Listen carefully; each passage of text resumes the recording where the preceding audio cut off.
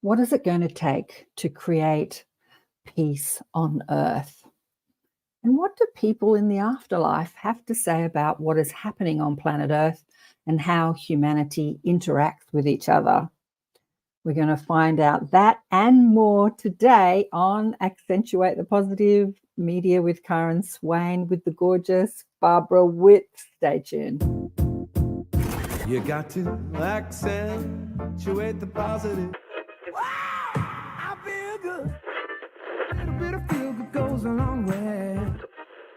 You're listening to Karen Swain, teacher of deliberate creation, accentuating the positive, showing you a way to a better life. Accentuating the positive, it's not just fad, it's sanity. Who in their right mind would accentuate anything else? Clap along if you feel like that's what you want to do. G'day. Welcome to another show, Accentuating the Positive with Karen Swain on the United Public Radio Network and the UFO Paranormal Radio Network on 107.7 and 105.3 FM, syndicated radio streaming all across the United States and Canada. And of course, we are also streaming on several platforms, YouTube, Facebook, Rumble, and Odyssey today, as well as Twitch. Well, I've got an amazing woman to introduce you all to. Maybe many of you have heard of her already, the wonderful Barbara Witt. Welcome to the show, Barbara. Oh, Karen, thank you so much for having me. I'm looking forward to our chat. Look, there's a lot to chat about. As I said in the intro, what is it going to take to create peace on Earth? It's something I've been thinking about for a long time. And as we watch the news unfold across the nation, it doesn't look like it's happening anytime soon. So what is it going to take to create peace on Earth? And what are the people in spirit who have led lives, extraordinary lives on Earth, have to say about it? Let me tell you a little bit about Barbara. So Barbara Witt is an international peace activist, award-winning author, publisher, psychic channel, composer, performer, workshop facilitator, and inspirational speaker. She is the co-founder of Conflict Revolution, a revolutionary way to resolve conflict of the psyche based on her work channeling Albert Einstein. Barbara has been with a group who call themselves The Party, headed by Albert Einstein, for years. It started years ago, since 1987, right, Barbara? I've been channeling since 1987. Yes. Divinely guided to become the emissary of this group of dedicated souls working in the afterlife for world peace, one person at a time, starting with yourself. In 1993, Barbara and her associates, the Psychic Sorority, I love that name, the Psychic Sorority, were recruited to test a revolutionary process Einstein said would resolve conflict of the psyche as a pathway to global peace. This is the conflict revolution, and Barbara has been teaching it and training this since 1999. But in 2023, Barbara started a world peace tour looking for participants of the willing to take part in a worldwide non-violent action to end the age of war, causing conflict revolution, she has traveled to over, it says you've traveled over 23,000 miles since then, talking and inspiring peace. And your website, you've got 6 books, which we'll talk about a bit later, but it's synergyalliance.llc. That's a new one, LLC. What's Yes. LLC stand for? Limited Liability Corporation. Wow, I haven't seen that one before. Limited Liability Corporation. Let's see who's online. Thank you so much. How do I pronounce that name? Alexandra. Alexandra. Alexandra. Yeah, thank you. Well, let's get into it. Yeah, you've been doing this for a long time, and it's fascinating to hear about our non-physical counterparts, how they're still very engaged in the Earth story. And Albert Einstein, who is still talked about all the time, all over the world, is here Mhm.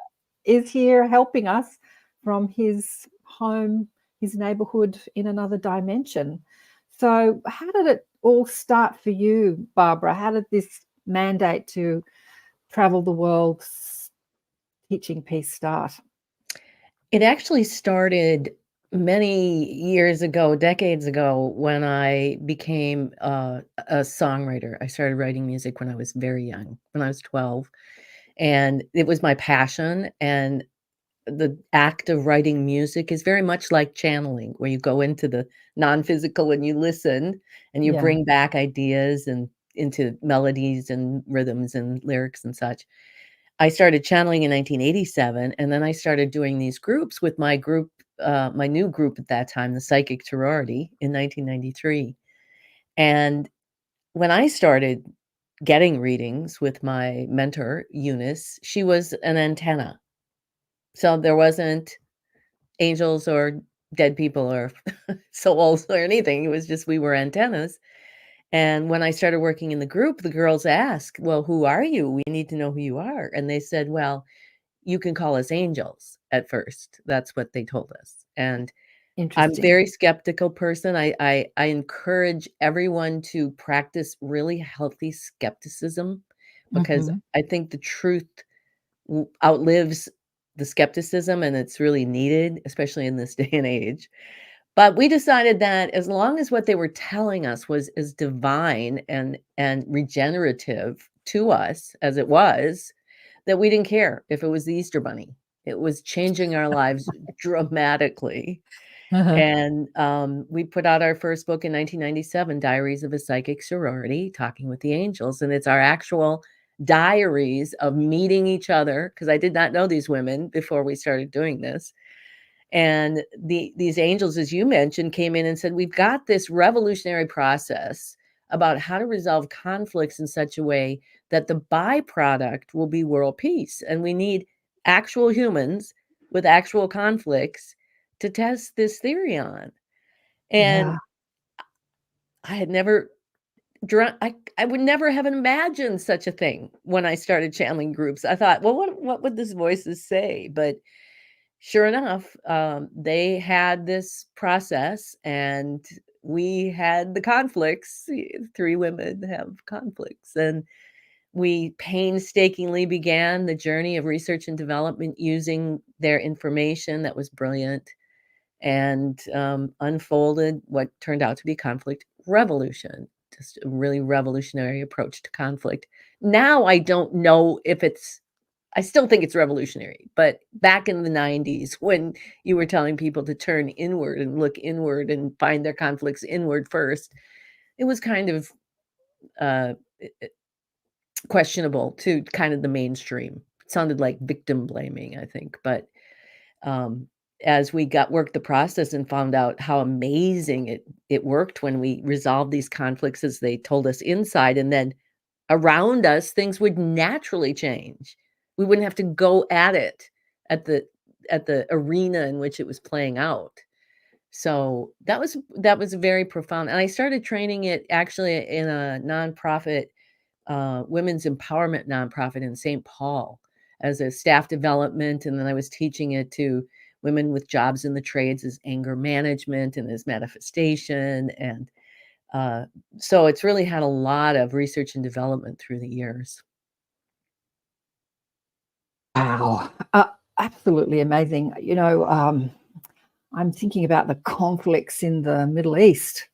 I watched a documentary last night on the Prince of Saudi Arabia, which was really fascinating.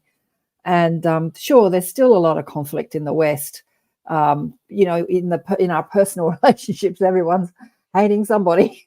Everyone's Mhm. got their story about somebody, whether it's a politician or their ex or their family member, everyone. But yeah, how do we get this across the world, Barbara? How do we get it across the world so that countries stopped fighting each other? How do we do that?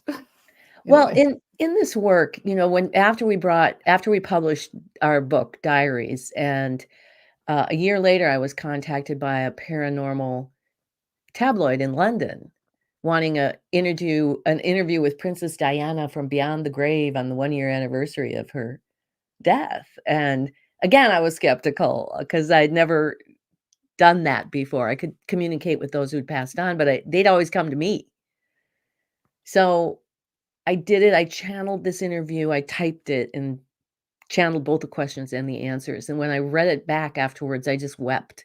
And her whole message was about if everybody who put flowers on the palace gate after I died would do this process, we would have world peace.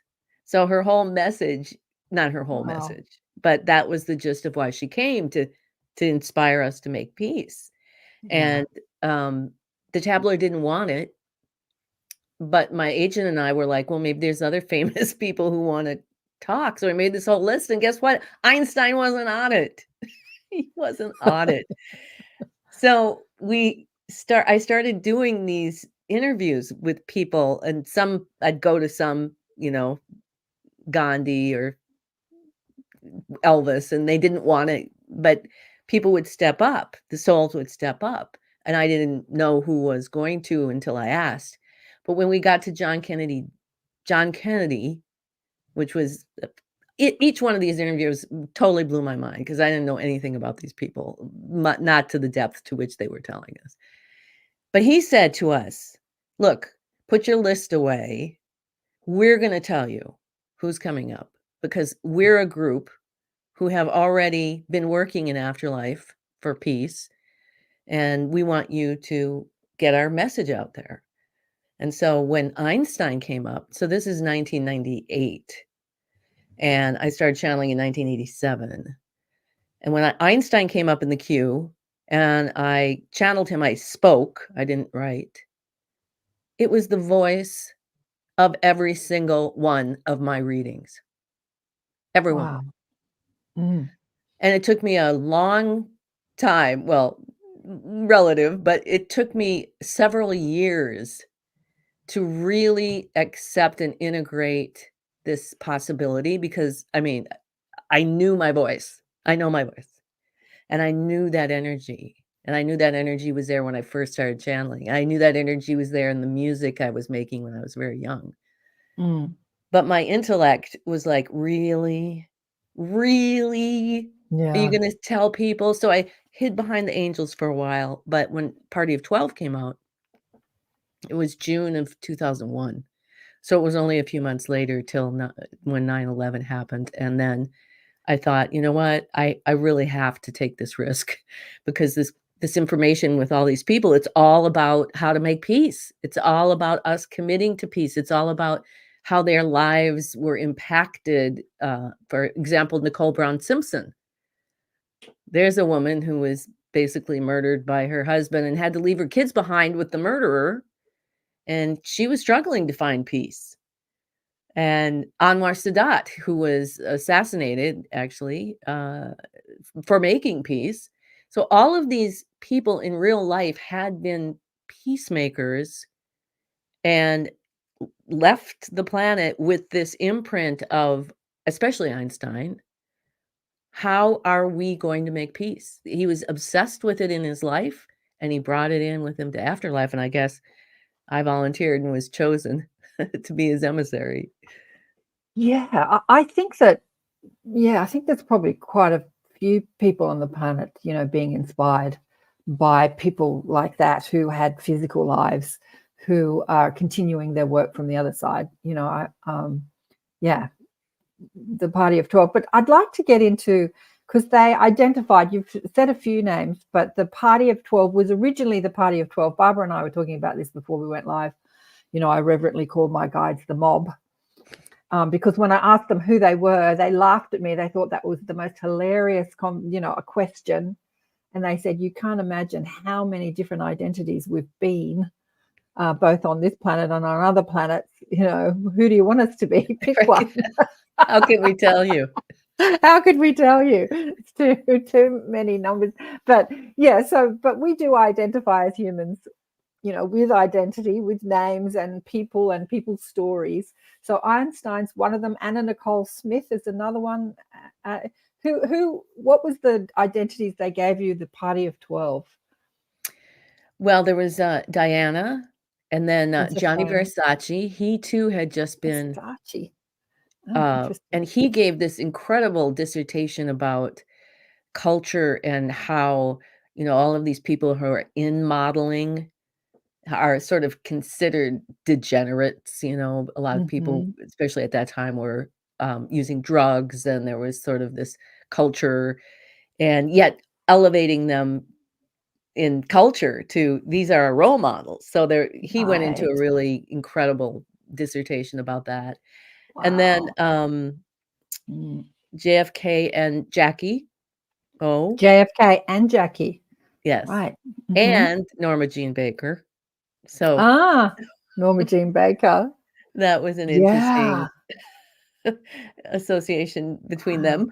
And a young man named Ryan White. I don't know if people remember who he was, but he was a young man who was one of the first people to get AIDS through blood transfusions.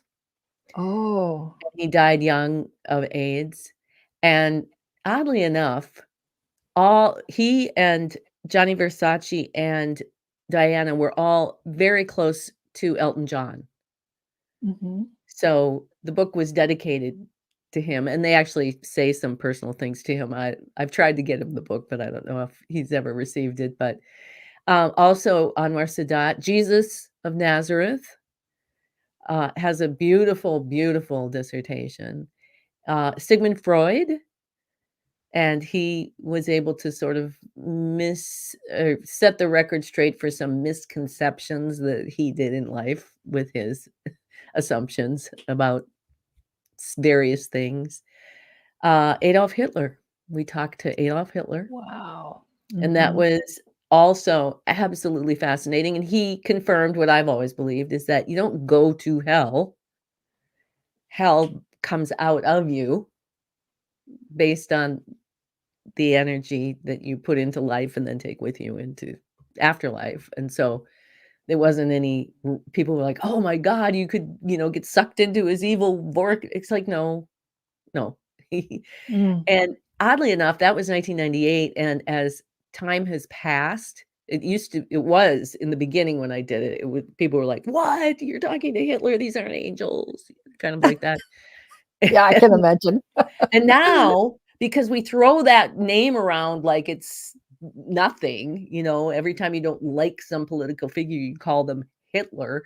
Well, he had a Yeah. lot of wise things to tell us in that interview. And one of them was, why channel Hitler? And his answer was, so I can tell you firsthand that if you think you're going to, meet 42 Vestal virgins after you massacre a bunch of people, yeah, you'll be there for a tiny bit, but then quickly the energy will take you to a different place, and everybody has to bear their own responsibility of consequences for their actions. Everybody. Yeah. So yeah, it was really interesting. And then I had the interviews done in a month, and and that was 98, and I didn't publish it until in 1999, John Kennedy Jr. died. And he appeared before me and my agent at the time. She called me up out of the blue and said, "Hey, I just got a visit from John Jr. and he wants to do the intro of the book." And so we sat down in early 2000 in the shadow of the state capitol of Wisconsin one winter night and channeled JJ Jr. and John Kennedy Jr. Beautiful, beautiful message. And at the end, in this book, there's a manifesto of the destiny of peace. And it's a promise, it's a commitment that all of these souls and myself and you, if you'd like, can sign, saying that we are not going to stop life after life, soul after soul. Everything that we have to do, whether it's with our own selves, to our family, to our community, to our state, to our country, to the energy, to the global world, to everyone else on everybody, all the other planets, we are not going to stop until we have manifest peace in the physical world. And So world peace, like not just but world peace. Yes. Which book is this that you're talking about that Party has of all 12. The afterlife, the maroon one that looks like the Catcher maroon in the one, the Rye. Party of 12, the afterlife interviews. Yes. I'll have to read that. I haven't read Yes. I haven't read any of these books, but yeah, so let's go through a couple of it. So you've got Imagining Einstein, Essays on M Theory, World Peace, and the Science of Compassion, Diaries, as you mentioned, Diaries of Psychic Sorority, that's talking with the angels. Is that the first book that came out? Yes, Diaries that with was the Psychic first one. Sorority. The Psychic Sorority. That is the best name. I love that. Party is. of 12. Einstein et al. This is so great. Einstein et al. Et al. Is and the rest. Yeah, all and the everybody rest. else. And everybody else. A I big often party use now. et al. And Party of 12 post 9/11 and Conflict Revolution, World Peace, One Person at a Time, Starting with You. That's the handbook, isn't it? That one there. Yeah, that it's we're a little looking at. workbook if you want to get That's that a down and workbook. dirty with his stuff. Einstein et al. Is the big primer with all of the deep explanations and then illustrations of how consciousness manifests the universe.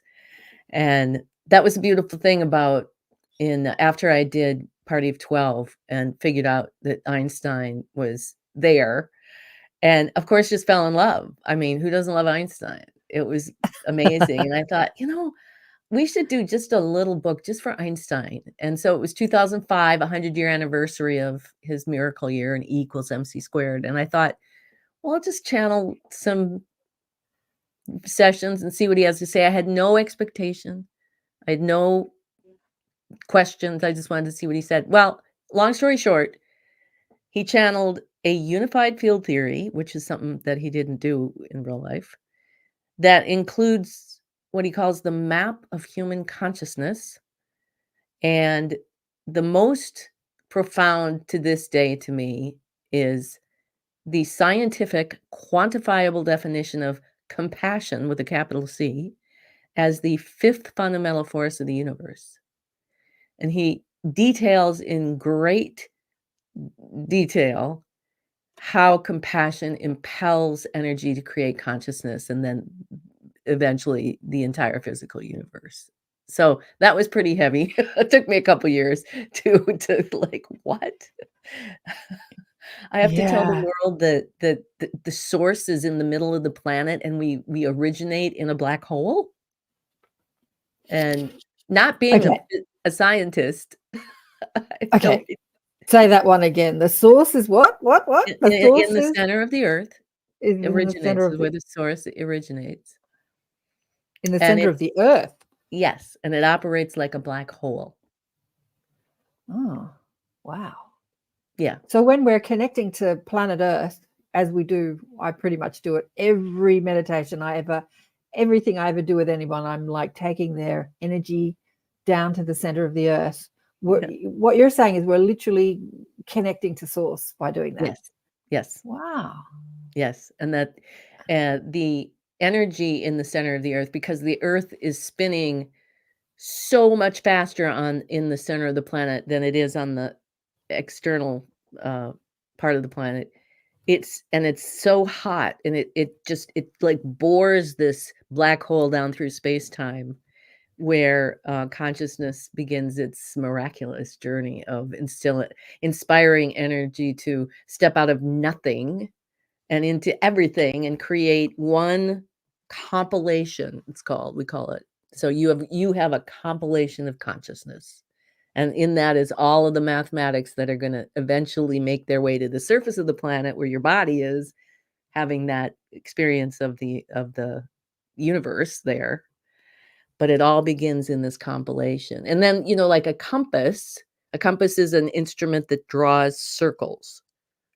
So Einstein, who in life as a child had been fascinated with compasses, says that compassion impels energy to step out of nothing and into the everything and section off this spherical membrane electromagnetic domain that's surrounding all the mathematics that are going to be used. So that's one thing that compassion does. And then, like a compass that aligns stuff to true north, It aligns all of our compilations to true north on the earth, so we're all on the same map. We all have the same legend. And then the third thing it does is it imbues this with the intrinsic knowledge that we're all one being.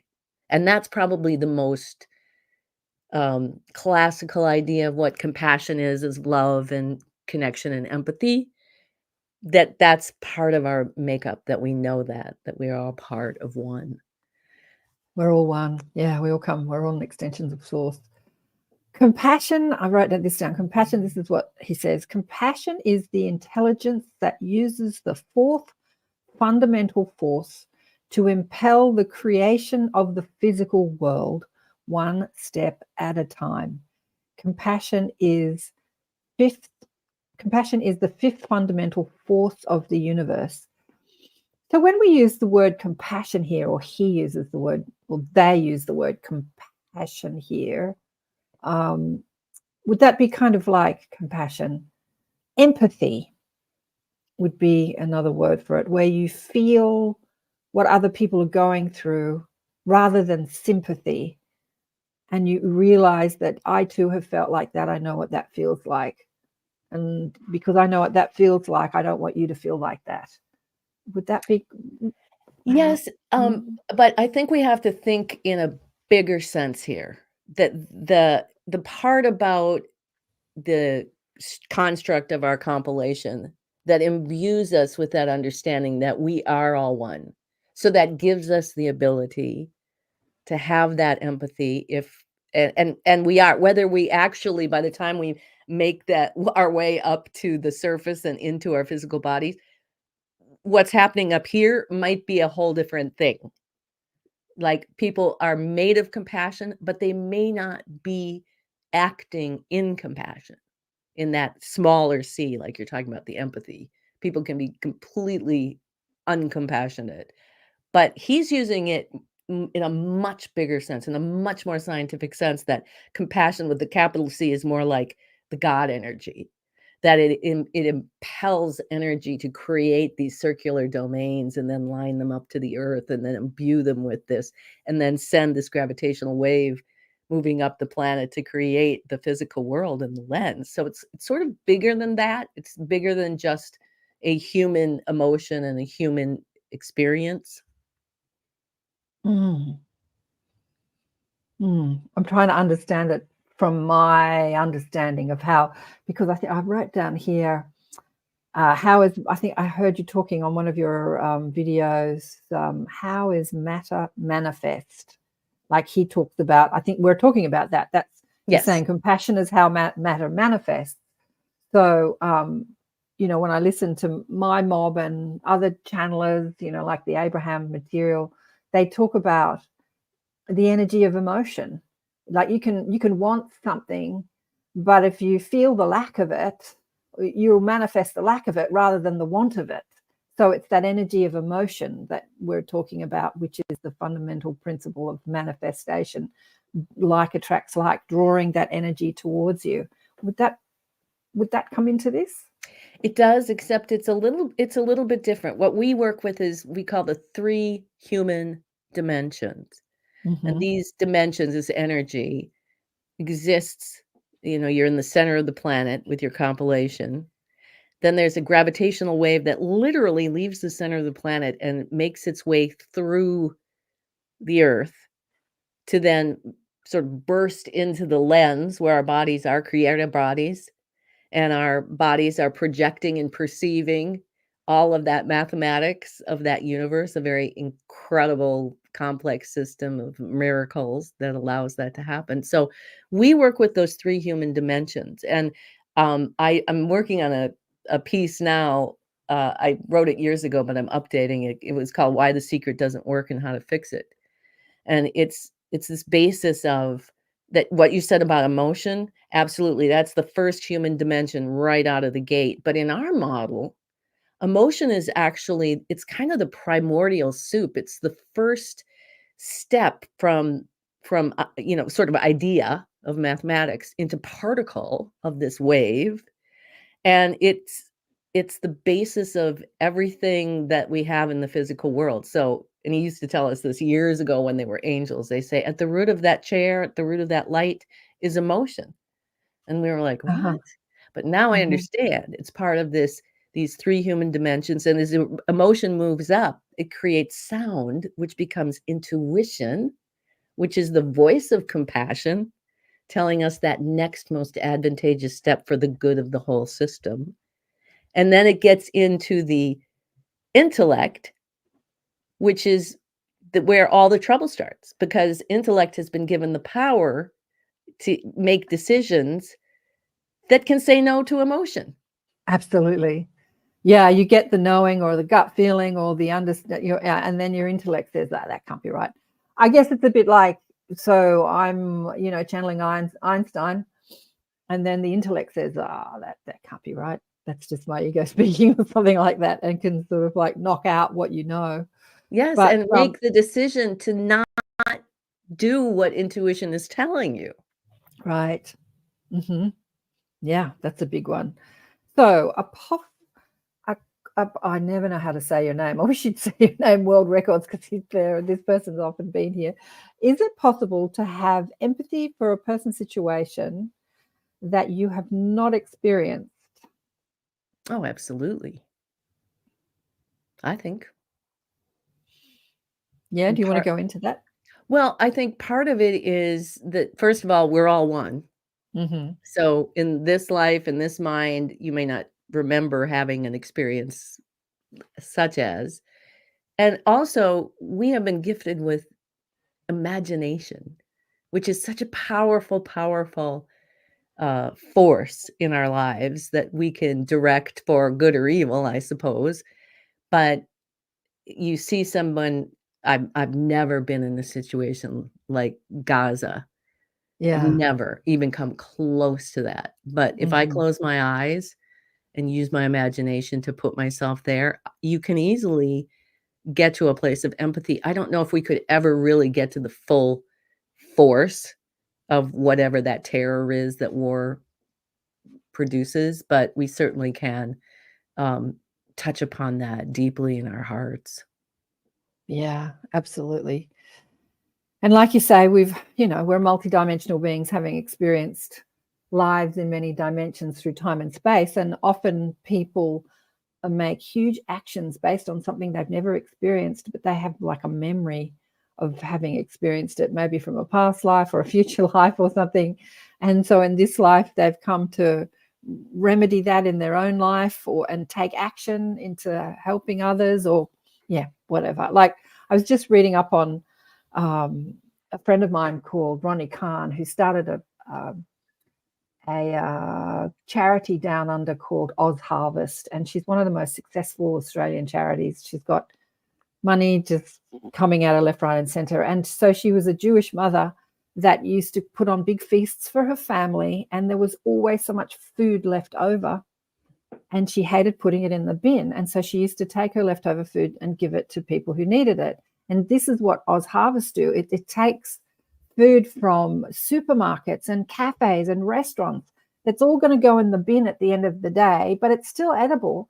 She takes that food and creates feasts for people who need, food for free, people who are in need of food. So, so she's feeding the poor, and yet she's never had that experience in her life. She's been a wealthy sort of, Jewish mother who's never starved, but she's feeding the starving, you know what I mean? So she's got that empathy of something she's not experienced in this life, but maybe she did in another life. But it's incredible what she's done.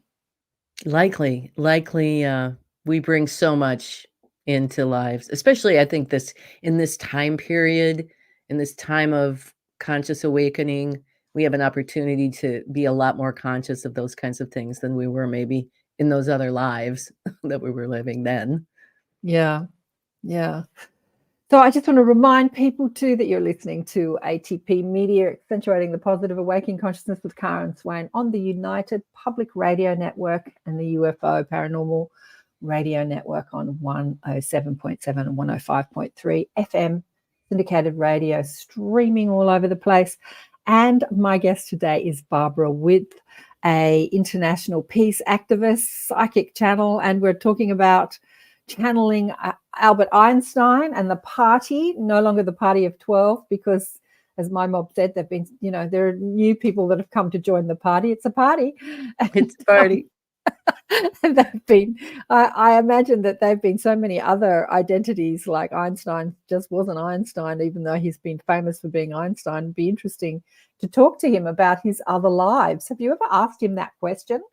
Like, I have not. Yeah. Mm-hmm. I have not. Yeah. So he says that this is compassion is the intelligence that uses the fourth fundamental force, and it is the fifth fundamental force. What are the other fundamental forces of the universe? Well, there's electromagnetics, and I like to abbreviate that by saying that is the force that ignites things. And then there's gravity, and that's the force that guides things. There's the strong nuclear force, and that's the force that makes things attract and repel. And then there's a weak nuclear force, which makes things transform. So makes things change from 1 to 2 or from red to green or that kind of. So all of these 4 fundamental forces, allegedly, according to real science, have this influence on energy that then impels all of that to eventually create the physical world. And all Einstein is saying that there's this other great force of the universe that has not been studied yet because people haven't been able to put together how can this force of compassion with the capital C, what does it do? What does it mean? And so he's come out to say, here's what it does. It uses these 4 fundamental forces to impel the creation of the universe one step at a time. And when I present this in my workshops and around the world, I've presented it to thousands of people around the world. I've drawn it real time from nothing, the blank board, to until we have the whole map. And it's absolutely fascinating. And I can find everything on this map, absolutely everything. And after I'm done with this big thing and people come up and stand, they look at it like it's a mandala of some sort, like, oh, wow, here's Rainbow Bridge, the place where the dogs and the cats go after the thing, and here's this and here's this, and like I can explain how our lives actually aren't past, they're concurrent, and how they influence it is that they're bleeding up through us. I can show you how that works technically. So there's just a whole lot that he's delivered that has taken years to unfold and will take more years. Last April, I had the distinct honor of being selected to speak a very tiny, tiny little speaking part, but I was happy at the Science of Consciousness conference in University of Arizona, Tucson, put on by, it's a 30-year anniversary this year was, all these far left brain scientists, the astrophysicists, the nuclear biologists, and they've been looking for 30 years. They've been looking for the answer to how matter is manifest. And when they started, it was a bunch of really far left brain scientists getting together and doing their science stuff. And as they went through the years of studying this, suddenly it was like, wait a minute, now here come the psychologists. Oh, wait a minute, here come the Rumi poets. Oh, wait a minute, here come the afterlife researchers.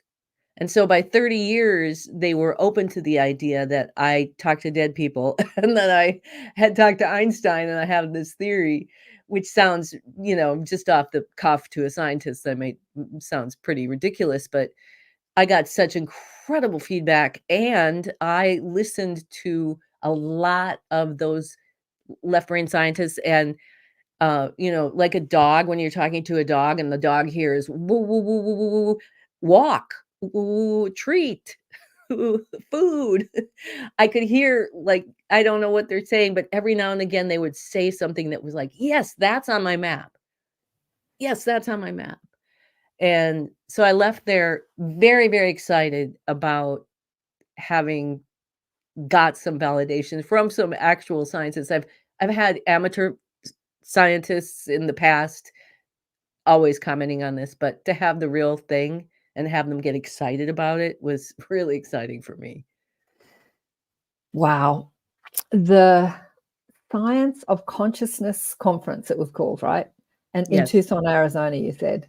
University of Yeah. Arizona, Tucson puts it on. I think next year it's in Barcelona. How many people attend that? Is it well attended? Oh, yeah, it was big. It was very big. We had a huge resort, and, it went on for 5 days. Wow. Deepak Chopra was one of the Go he's Deepak. very much involved in the conference through the years, so I got Uh-huh. to give him a Imagining Einstein book, and he said he'd read it, but, that was really exciting, and, yeah, and all kinds of breakout sessions with, uh, binaural meditation groups and, um, people who studied Jung and just all kinds of stuff that you wouldn't have thought scientists would be into, but Yeah, it's changing though, isn't it? I mean, everything's changing. Like what has been in the woo-woo closet is the doors are open. The doors have been flung open and everything in the woo-woo closet's coming out into the that's light of right. day. Thank And God. science, yeah, thank God. I've 10, been in 10 the years. closet a long time. Science is, yeah, science is because we find out stories like people that are revered in the scientific community, like Einstein. We find out just how woo-woo they were, as you know, when they were in their physical bodies, they were like really into the metaphysical and the paranormal, as it's been talked about. You know, you put like, where do you put psychic ability? Do you put that in metaphysical or paranormal closets? You know, like humans just love to label things, don't they, and put them in boxes. And yeah, but the science of consciousness, what was the outcome? Like, what do people come away with when they go to an event like the science of consciousness? Do they just come away with thinking that my intuition is now valid because science is explaining it? How does it work? You know, I came away with finally science is beginning to catch up, Mm-hmm. and I don't know what the far left brain scientists thought as they're explaining mathematically what my Einstein has explained theoretically. But I think there's a kind of a powerful synergy of when you get people across the spectrum, where it's not just us woo-woo, where Uh-huh. it's not just the left brainers, Yep, where yep. we're all sitting outside, you know, after all the lectures and having our cocktails and just talking and talking and wow, what an amazing vast range of conversations I was able to have with and these young astrophysicists, these young women who are astrophysicists and biologists and all excited about merging science and spirit, and it was just so exciting to see this is where we've come. Absolutely. You know, the Arcturians who are a part of my mob have said to me that the thing that humans need to remember or understand is the power of their mental agility, the power of mind, how they manifest, how they create their reality. And there's a lot of people out there, The Secret being one of it, making it a popular subject amongst the mainstream and channelers out there. But yeah, for the most part, we just don't understand how we create. As I said,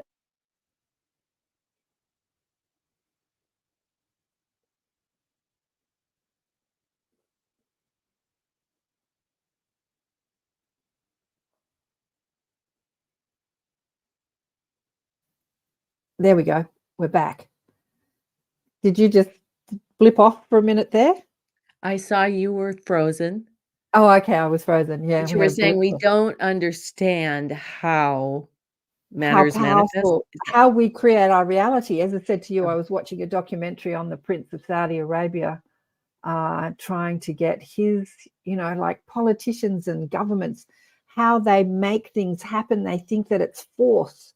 Like, anyway, I won't go into it, but he murdered somebody that was in opposition to him. It's like, I've got to wipe out people that disagree with me. I've got to wipe out people that disagree with me rather than understanding the fundamental principles of how to create.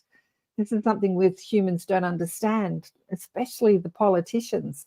And Yeah, what has Einstein or the party said to you about people understanding their powers of creation? There's a reason why they came to us early and said, "This is world peace, one person at a time, starting with self." Because ultimately, especially in this day and age, we can't go at the politicians and expect anything to happen. We can't vote them out anymore the way the systems are set up right now. There is no way for us to go into the lens, into the physical world. And that's not to say that you shouldn't help feed the poor or protest or do any of those things, but ultimately, the power lies within us. And you were talking about The Secret and, Abraham Hicks and all this thing about the laws of attraction. Well, I think that our model, which I can actually explain to you how matter is manifest. I think our model, just like Einstein completely revolutionized Newtonian physics when he came out with his stuff. I mean, it just turned the whole world upside down. I think this unified field theory with these maps of human consciousness and conflict revolution, which is the process that we teach people to bring first this alignment within to these three human dimensions that then naturally manifest in our lenses as peace. So, for example, very brief example of a woman comes to my workshop. She's doing conflict revolution, and we ask her what her conflict is. Well, her mother-in-law hates her. Her mother-in-law wants to deport her back to Barbados, where she's from, even though she's living in Norway, married to this man. And so we start the process, and she looks at me and she says, "You know how this is gonna turn out, don't you?" I said, "Not because I'm a psychic, but it's a simple formula, is that when you get triggered by someone, and we in conflict revolution, we take that message, what is it? What are they doing? You know, parboil it down. Well, they don't respect you, or they don't do this or that. And then we revolve it around to ourselves to, first of all, process the emotion so we're not projecting it onto them. And then look at our own lives, because these are our signals to what our work is. So if I'm all kinds of pissed off that, for example, take any war, uh, yeah, and certainly in the United States, this whole political parties yelling and screaming at each other, all pointing their fingers, and they're all doing it, but nobody wants to stop and say, "Wait a minute, what's my party doing? How do we change this here?"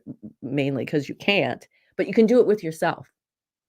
And so when my client or the workshop participant, she said, "I am so homesick.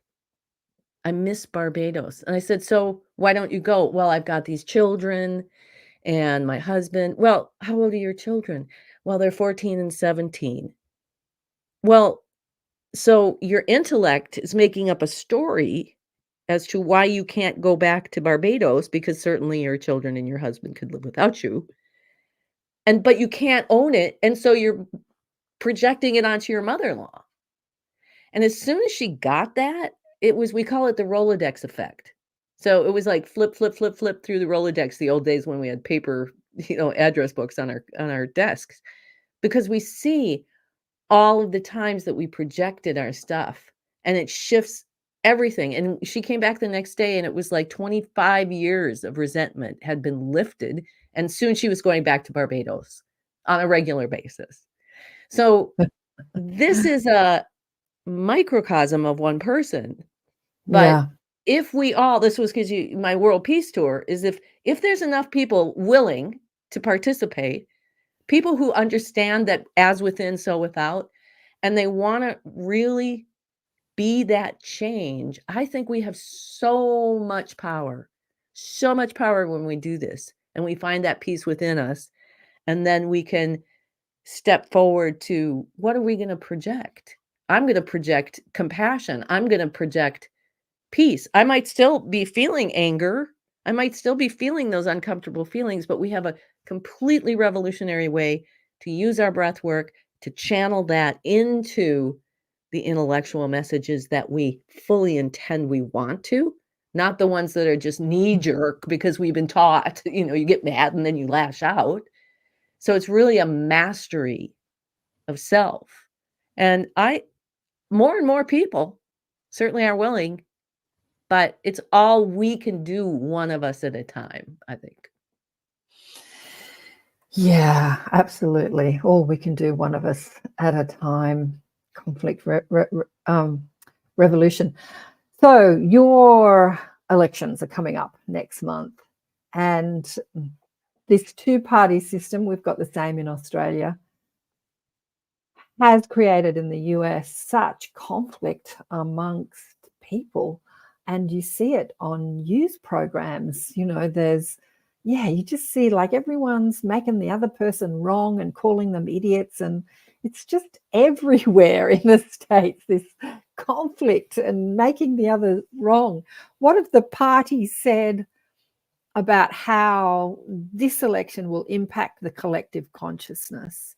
Have they said anything to you about that? They really haven't said specifically because I don't generally deal with specifics like elections, but what they have prepared us for many, many years, and especially with conflict revolution, is that there's a huge condition right now of propaganda. Yeah. That minds have been subsumed. And I've been studying this really actively since about 2016 when that election happened. And I took a deep dive into that one and found out how much propaganda was being generated and what it was doing to people. But really during COVID, a lot of the people in my world kind of lost their minds. Like they just jumped on the train and you had to lock everything down and you had to wear the mask. And if you don't take the vaccine, you're killing your grandma. I mean, it was just really intense. And I started to really study what kind of impact does this kind of keeping the truth from you. And you can't really make an informed decision if you can't see the whole big picture. And as I started to write about this, and I'm a journalist as well, I have a Substack, Barbara With, and I started to write about it. I found a man named Matthias Desmet. He's a psychologist in Belgium who wrote a book called The Psychology of Totalitarianism. And it really explains how the mind gets usurped into this propaganda to a point where, much like Nazi Germany did, people were doing things that went very much against their morals, very much against their values because they were overcome. And so what I learned and what I discovered was, oh my gosh, conflict revolution is the original answer to propaganda, because our minds, our intellects are always telling us you're not good enough, you're not smart enough. They're saying no to our intuition, and they have the whole control. And so conflict revolution really realigns everything and puts the intellect in its proper operating piece of the operating system rather than having control of everything, and aligns us to compassion so that we can make decisions based on our own intuition, which is ultimately the goal, is to learn how to be intuition driven. Absolutely. Absolutely. I was having a conversation recently. I was out with a couple of friends and we got talking about world affairs and stuff, and listening to their decisions about who they are and how the world works was a complete carbon copy of what the MS media, mainstream media, puts out. But the way they speak, and I've had this conversation with my brother too, it's like they're really informed and they've made this decision and it's their choice. They haven't been submitted to information coming at them that has convinced them at all. It's like, no, I've made this choice. It's really interesting to watch, Barbara, how people have points of view, and again, which goes against their intuitive process, because these people are loving, kind, beautiful people. but then they have these points of view, which is a carbon copy of what the MS media puts out. But they think that it's them speaking, like, this is like, I've made this decision, this is my choice to think like this. It just looks like hypnosis to me. Yes, It really does. hypnosis. And then what I'm finding in this, because I'm not left or right. I mean, I grew up a Democrat, but I became somebody who was very, very independent, is seeing these loving people, dear friends for a long time, suddenly switch like that, like a switch flips. And in this case, in these years, it's been about Trump. You know, you say the word Trump, and suddenly people are seething, and they've just become these rancorous, nasty, name-calling people, and then it sort of subsides, almost like the movie Alien, you know, when the alien came out of their chest and came back. And I to this day, this is a lot of what I deal with in my Substack, is I am working to see, I'm not going to give up, that there's a way of communicating with enough forethought and enough of my own triggers under control, so I'm not, you know, hooking into it, to be able to drop some seeds in there. And I don't know, it's so fascinating to me. And why some people and not everyone. It is fascinating. And AWR has this question: what drives behavior? Sending good vibes to all right now. Thanks for your good vibes, Sterling One. We need all those good vibes. That is sure. Send your good vibes. Send your good vibes.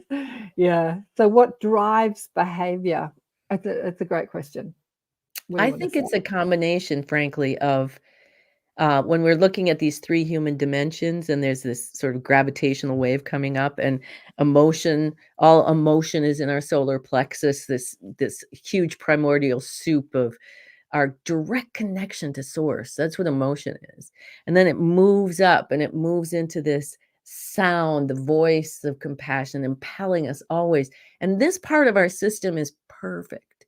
It's always perfect. Intuition, well, God is never going to lead us astray.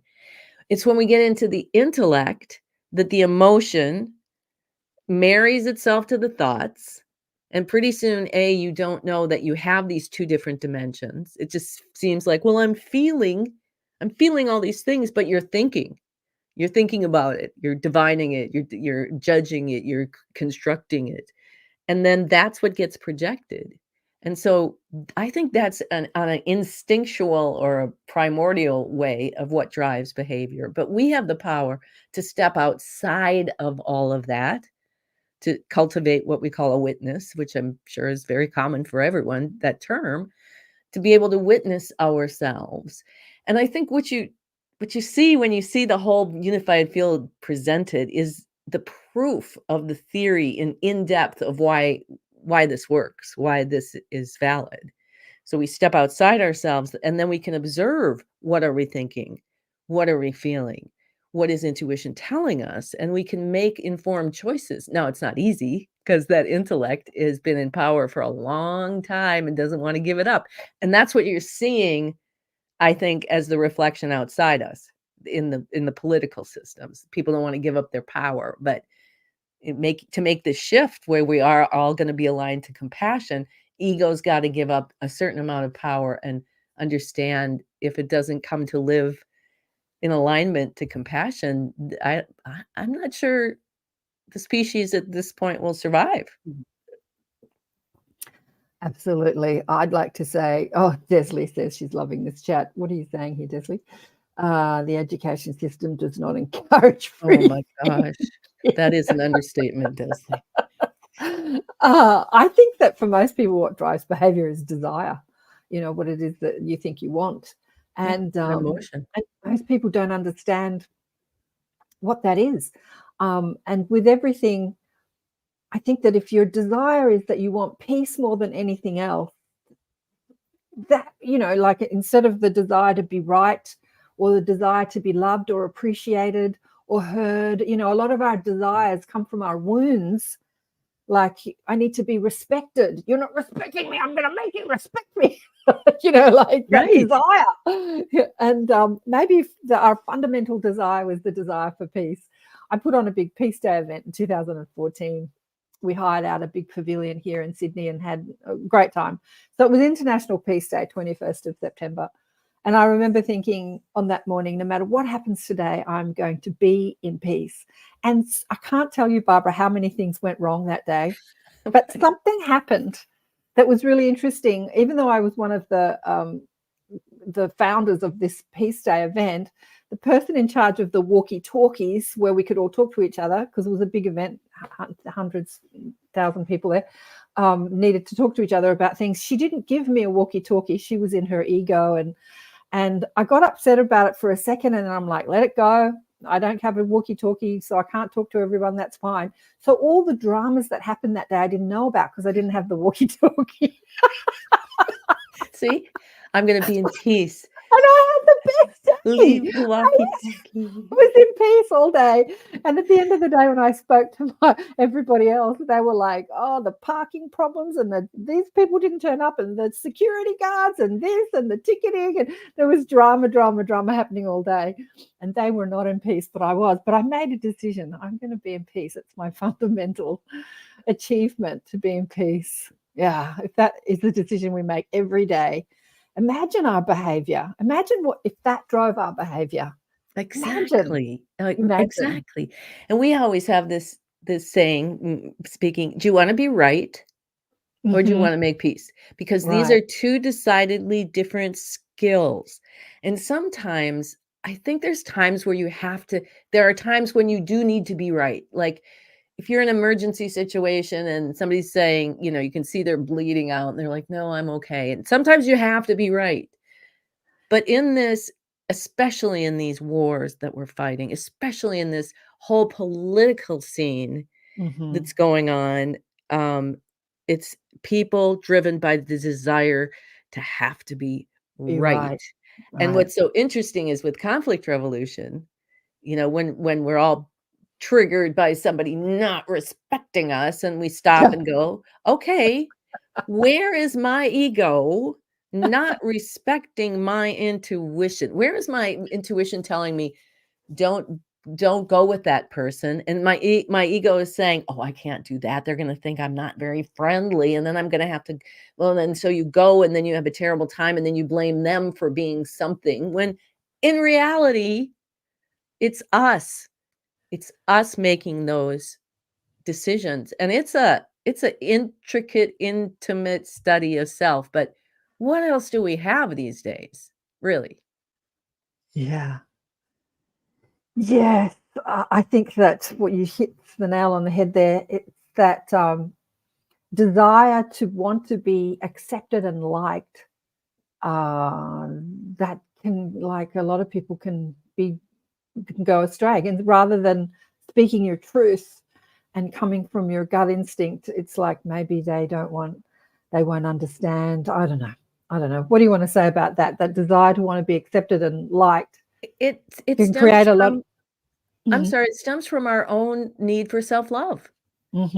Our own need to learn, which you didn't, and I didn't, and I bet anybody out there didn't, how to really take care of our needs, starting with this incredible emotional dimension that we have that's not supposed to be controlled.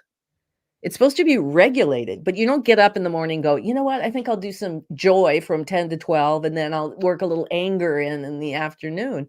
It's flowing. It's our voice of God coming up. And how are we going to process it? Because when it flows up and gets caught in our intellect and we project, now we're not the peacemakers.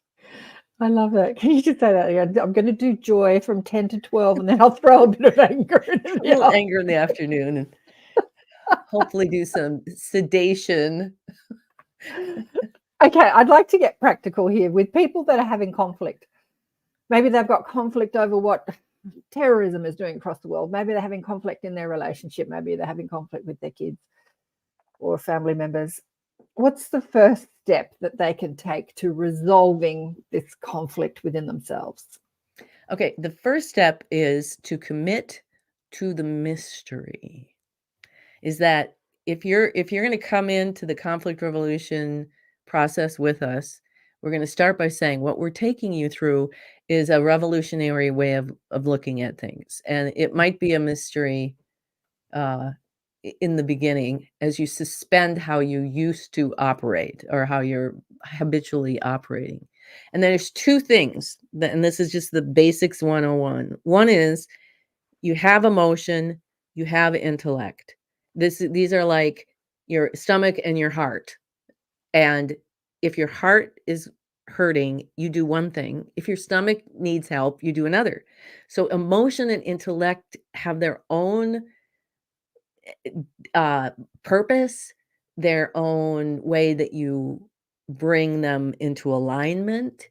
And emotion is processed through breath work, not thinking, not analyzing. Of course, we all do that. And of course, it helps in sometimes. But ultimately, when we're triggered by an emotion, the first thing that should hit us is our breath, not our thinking.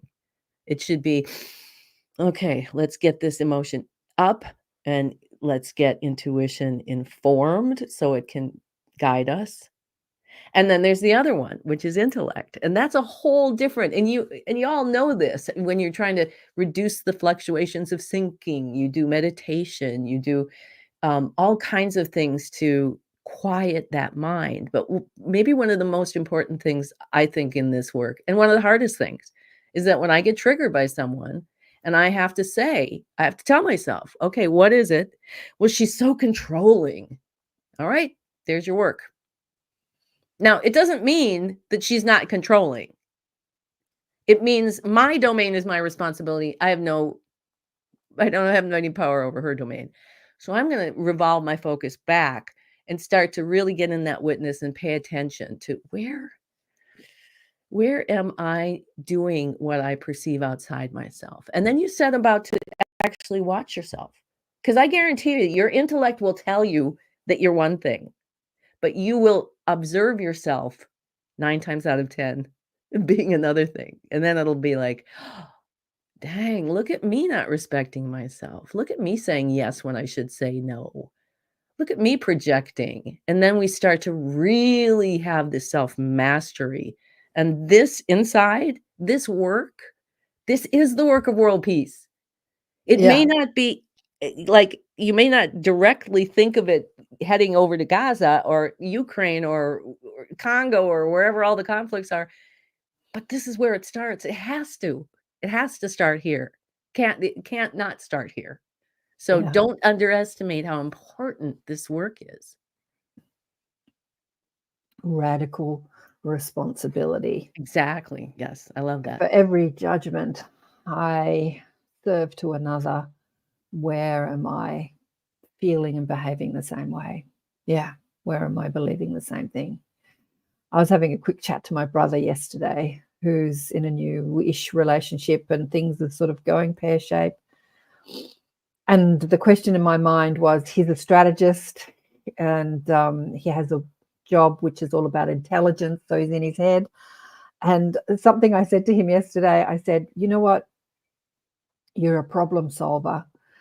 And relationships, although they reflect the distortion within yourself, like where you're out of alignment with peace and love within yourself, they're ultimately not a problem to be solved. And he looked at me like, really? It's revolutionary. I said, yeah. I said, your girlfriend is not a problem that you need to solve. Like, because he goes into, and this is what we all do, you know, when you see behavior in the other that you don't agree with and you've got to fix it, you've got to solve it, you know, you project it out like, you said this to me, you made me feel like this, you, like we're projecting it all out onto the other instead of taking that radical responsibility. How am I creating this in my life? What is it in me that's making this happen? Yeah. Imagine if our leaders were like that. Imagine. It will be a new world when that happens. So let's start with us. Yeah. Enlightened leadership. Yeah, imagine. Yeah. I mean, it can only start with us. Critical mass, right, Barbara? It's like when more and more people light up and understand who they are as powerful creators, then the guides have said to me it takes less than 5% to Yes. create the collective, to affect the collective. So I think about that and I'm like, less than 5%. And although there are a lot of people talking about consciousness and talking about enlightenment and sitting at the foot of the guru and meditating and doing the mushroom and the ayahuasca journeys and, you know, and everything that, you know, the yoga and breath work, there's not a lot of people living like that, like living in that connection to peace, pure positive energy. Because if there were over 5%, then we'd live in a different world. Well, I have this theory, and it's just my personal theory, and that is that we would, if it wasn't for this incredible mass of uprising of compassion in people that you and I are helping to bring along and that people are doing, that we wouldn't be here. I think the Yeah. fact that we're all still on the planet and having these conversations is the best sign that we've diverted a lot of things that could very well have done us in.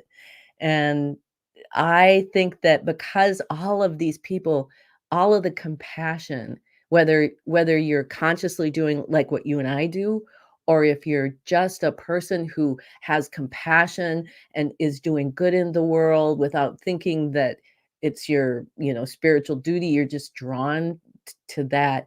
We're connecting all that, and you don't see it on the news and you don't see it on social media. And I see it, however, you know, I've probably been on about 80 podcasts in this past year that I've done my first year of my World Peace Tour. And I've got to talk to many, many, many people around the world and so many young people who are just boom, boom, boom, boom, boom. They're getting it. They get it like in a way that I didn't get it when I was their age. So I have so much hope and um I'm accentuating the positive that we are still here and we're talking and we're communing and we're learning from each other. Every conversation we have elevates us to that critical mass. Yeah. Yeah, as you know, I've been doing this. You've been doing this for a long time. I've been doing this for a long time and talking to New World teachers for over 25 years and watching. And I'm always amazed when I discover a new one. I always think to myself, how come I didn't know about her? Like when I discovered you, I'm like, wow, you're doing amazing work in the world. How come I didn't know about you before this? I'm always amazed, and it makes me think there are just so many people out there doing this work and helping humanity Exactly. rise. There's so many. There's so many. And you know, in 25 years, I've probably not even scratched the surface of the amount of people that are out there doing this work on this level too. I mean, Yeah. I call them the light workers, and the light workers are like the nurses and the people that are in service jobs and they're using their compassion to serve humanity. And then there are the light weavers, where we're weaving the matrix into a new reality. And they're the people working with mind and consciousness, and the people I call the New World teachers. Even if you don't even call yourself a teacher, but you shift the minds of people around you to think in a way that's more peaceful or more open or more enlightened, then you're a light weaver. Yeah, weaving Oh, a it's new beautiful. story. Yeah. Yeah. It's just, I can't even imagine how many. The guides have said to me, millions upon millions upon millions were sent to Earth Yes. to help in the shift in consciousness on planet Earth. And Yeah. we're a network of synergy. Synergy being not only regeneration through human will and divine grace, but when we bring our energies together, it multiplies in ways that two people can't do alone. Absolutely. Absolutely. Yeah. So yeah, it's an exciting time to be on Earth. It's a challenging time, but it's an exciting time. I don't know. What do some people say? You can get dumped by the wave or you can ride the wave. which Well, which is your choice? I live on the beach. I get dumped by waves quite often. It's yeah, not yes, fun. I do too. I live in Lake Superior, so I know about waves, but I do know lately especially, the waves for me have been well, the waves for me have always been dramatic, like Mhm. big waves but never before in my life have I been so excited about being able to deal with anything. Like, it's not like, "Oh, please make only the good things happen." It's like I get up in the day, it's like, "Okay, here we go." What's the world gonna throw at me? And sometimes I do end up in bed in tears and taking a nap in the afternoon because it's all too much. But that's what we're here for. We're here to Yeah. live our fullest, most passionate, most exciting, and I think spiritual life that we can possibly do while we're human. Yeah. So our perfect imperfections in the end are only gonna be our learning tools. So Yeah. I'm very excited, very excited. I know, and even all the crazy things that are happening on the planet at the moment, like this year has been the year of weather. We've just watched 2 hurricanes devastate Florida. And it could be devastating, but at the same time, what does it take to make people really change? And when people are in that devastation, they come together in unity like they've never come together before. Like, does it have to take such huge drama to make us come together and work together in a unified, peaceful way? But at the same time, I guess it does, because it's happening. Yeah. So the conflicts, create the desires for something new, something else, something different. And how much can we take? How much of the conflict can we take before we actually change, before we really change? You're on a world tour. Where have you been and where are you going? Are you still on the world tour? Yeah, a year ago, I decided that it was time after all of these years of doing this incredible work that I devote the rest of my life to it. I'll be 70 in February. Oh, So wow. it's not a long stretch. Well, my parents both live to be in their 90s, so maybe I've got many years ahead, but I just thought, the world's in such a place and I have this incredible body of knowledge and really, really been gifted with a lot of talents, especially for speaking and channeling. And so I left home last year on October 15th. I rented out my home and I traveled and I made it over to the UK. I spent most of the winter pet sitting across the UK as a way to support the trip. And then I just had conversations. I went to spiritualist churches. I went to also I was in Paris, I was in Belgium, I was in Romania, Wow. and went to a lot of peace gatherings there. And I ended up coming back to the United States and going to the Tucson conference and then up through the United States. So I put on like turned out to be about 28,000 miles between my Europe and all across the United States that I went, in 7 countries and something like 18 dogs. And got to meet just the most wonderful people. I got to be in London for a really important Julian Assange rally, and that Wow. I've been a big supporter of Julian Assange for as long as I've known of him, for Was 15 that years. rally before or after he was let out? Before. It was Okay. his appeal hearing, Uh-huh. and Uh-huh. I got to march behind his father and his wife, just right behind him. And so many things on this tour and so many people that I met and so many conversations.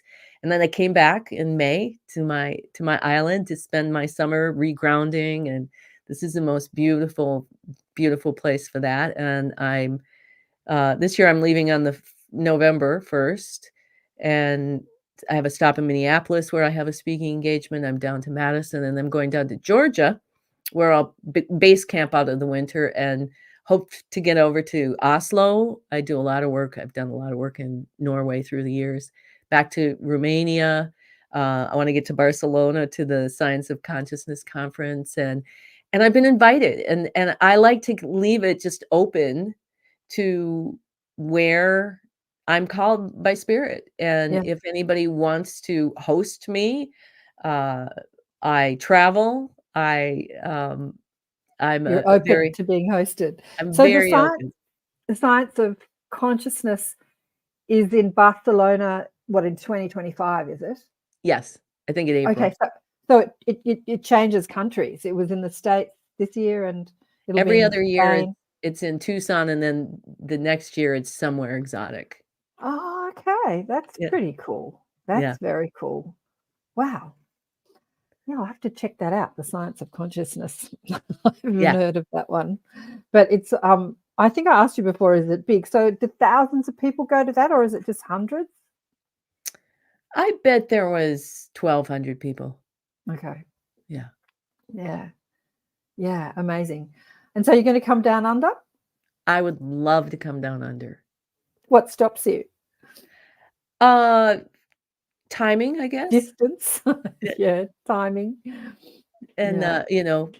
connections and purpose. I've got a couple of podcasts I've been on who have said, "Please come to Australia." So I'm getting more invitations to various More places around more the connect world.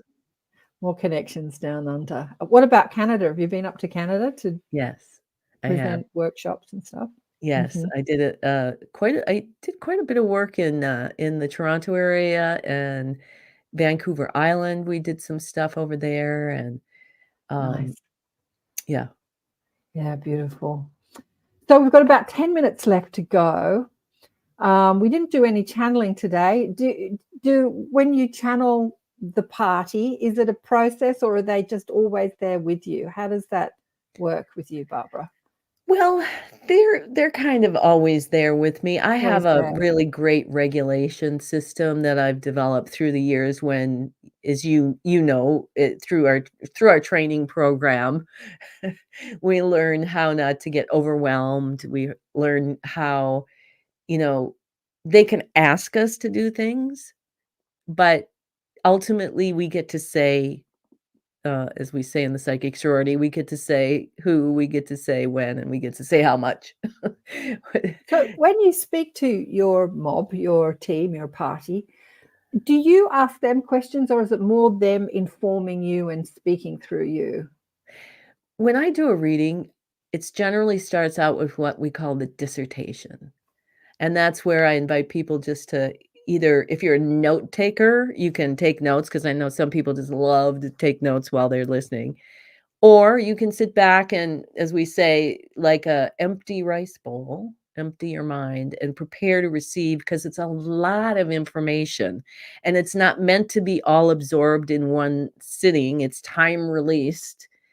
And then there comes a time where they open for questions and conversation, and anything can be asked, personal or global or anything at all. And it's never failed to be really insightful and uh, always offering, like you think Einstein would, just really brilliant new perspectives on things. And what's been the most profound thing that you've identified that has come through? Maybe we've spoken about it already. I think it's the fifth fundamental force. I think that Mhm. has taken compassion and created a scientific, quantifiable definition. It's not just an esoteric idea.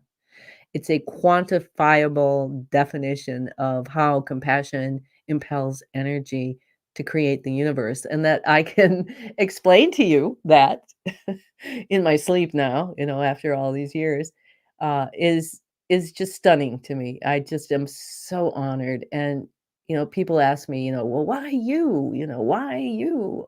Well, did Barbara Walters ask? Why me? Why do I get to talk to all the famous people? Who knows? Maybe she did. I don't know. I volunteered and was chosen, but I'm just really, really honored to have that Well, that it gift. sounds like, we as humans put people up that are famous, whether they're famous for being Marilyn Monroe or Albert Einstein, we put them up on, but when you talk to them in spirit, well, when you talk to them in person, the fame thing isn't a complete illusion. It's Yeah, a complete illusion. you We're know, all Di just the one Diana said source. Yeah. Diana said in her interview, she said, she was trying to explain to people how don't idolize stars because we're all Right. stars in heaven. We're all Right. stars. Yeah. Yeah. But I think that people that have that platform, that stage, Diana's story is so beautiful because maybe it started off as a little girl who wanted to be a princess and marry a prince. Maybe that's what her desire started. But she soon realized when everything went pear-shaped that she had a bigger mission in life than to be married to the Prince of England. And that was to open the hearts of humanity. Like, she got that before she died. Like, her traumas and her bulimia and her mental problems was all about feeling one with, like everybody else that has mental problems and self-worth problems, and opening the hearts. What did she say? Someone's got to love them. Someone's got to do it.